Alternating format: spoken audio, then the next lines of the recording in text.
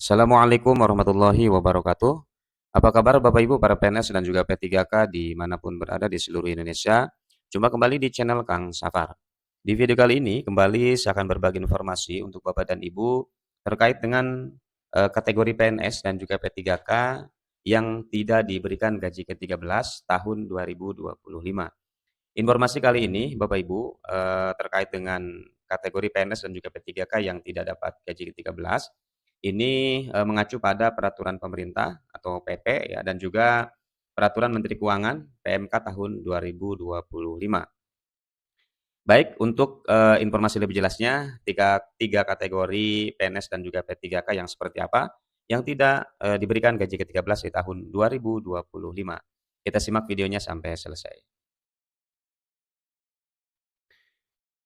Nah, Bapak Ibu, seperti diketahui bahwa gaji ke-13 yang nanti akan dibayarkan di bulan Juni mendatang untuk para PNS dan juga P3K merupakan bentuk penghargaan ya, bentuk penghargaan tahunan dari pemerintah kepada para ASN, baik itu PNS maupun P3K dan juga penerima pensiun. Nah, gaji ke-13 juga diberikan menjelang tahun ajaran baru ya, Bapak Ibu, yang mana tujuannya adalah untuk membantu kebutuhan pendidikan dan juga keluarga. Selanjutnya tidak semua, nah namun tidak semua pegawai ataupun PNS ya dan dalam hal ini PNS dan juga P3K berhak menerimanya begitu.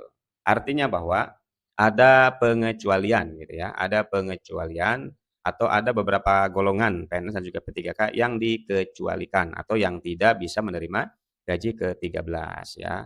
Dan hal itu tentu diatur dalam regulasi Bapak Ibu ataupun aturan tentang pembayaran gaji ke-13 begitu. Nah, kemudian selanjutnya Bapak Ibu, ini juga mesti diketahui bahwa di gaji ke-13 itu yang nanti akan diterima terdiri dari beberapa komponen nih.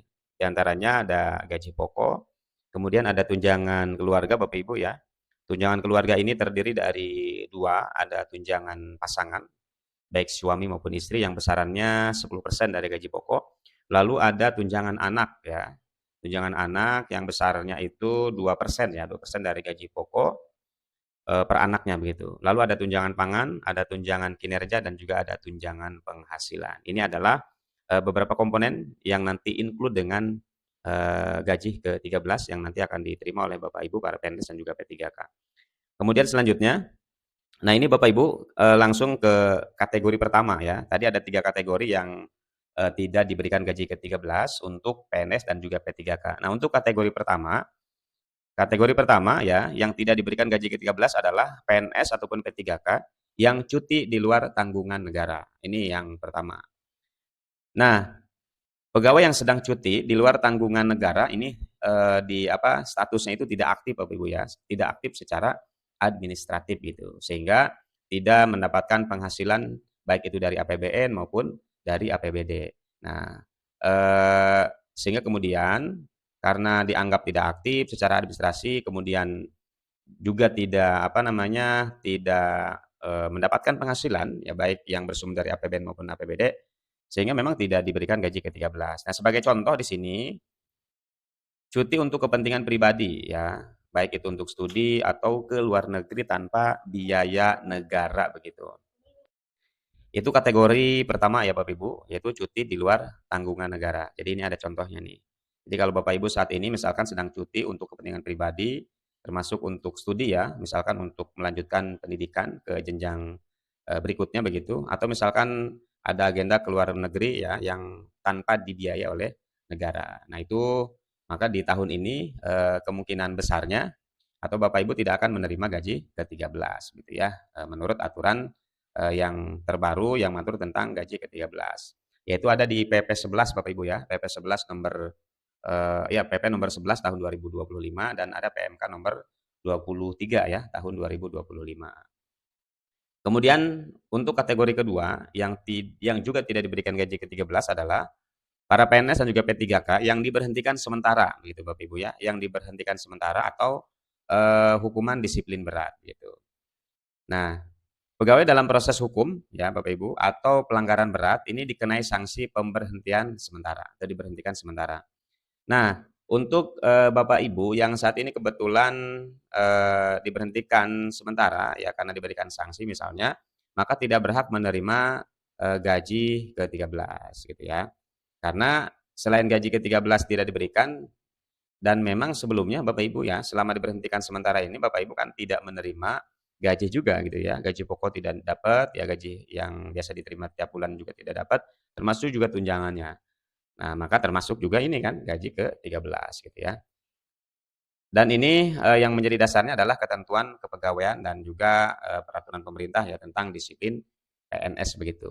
Ini kategori kedua Bapak Ibu ya, yang juga, sama seperti kategori pertama tadi, tidak diberikan gaji ke-13 ya untuk, PNS dan juga P3K.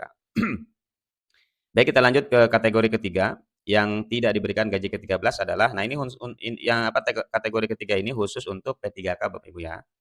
Nah, untuk P3K ini yang masa kerjanya kurang dari 1 bulan sebelum 1 Juni 2025.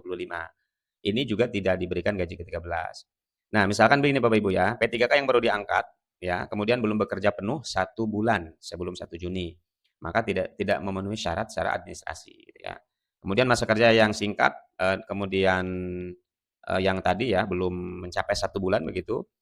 Nah itu, belum mencerminkan pengabdian tahunan. Nah seperti kita tahu bahwa gaji ke-13 ini adalah, apa namanya, bentuk gitu ya, bentuk apa, apresiasi dari pemerintah secara tahunan, kira-kira kan seperti itu. Sehingga, untuk masa kerja yang diberikannya pun begitu, artinya untuk masa masa kerja yang menjadi dasar untuk diberikan gaji ke-13-nya pun kan diatur begitu. Jadi paling sedikit kan harus punya masa kerja 1 bulan. Kalau kurang dari 1 bulan, maka, ini khusus untuk P3K itu tidak diberikan gaji ke-13 gitu Bapak Ibu ya.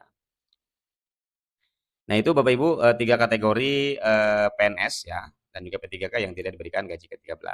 Nah ini sebagai kesimpulan, pemerintah tetap berkomitmen memberikan penghargaan ya kepada ASN, baik itu PNS maupun P3K. Namun, kepatuhan terhadap ketentuan hukum dan status kepegawaian tentu ini menjadi dasar utama di dalam pemberian gaji ke-13.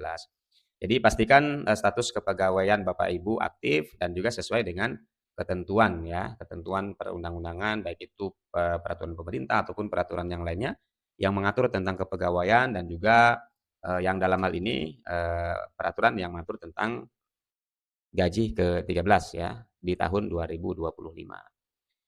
Nah itu Bapak Ibu informasi yang bisa di-share ya untuk Bapak Ibu para PNS dan juga P3K terkait dengan, 3 kategori PNS P3K yang tidak diberikan gaji ke-13 di tahun 2025. Semoga informasi ini bermanfaat dan terima kasih untuk Bapak Ibu yang sudah menyimak ya. Semoga sehat selalu dan senantiasa diberikan kelancaran dalam melaksanakan aktivitas sehari-hari. Terima kasih Bapak Ibu. Assalamualaikum warahmatullahi wabarakatuh.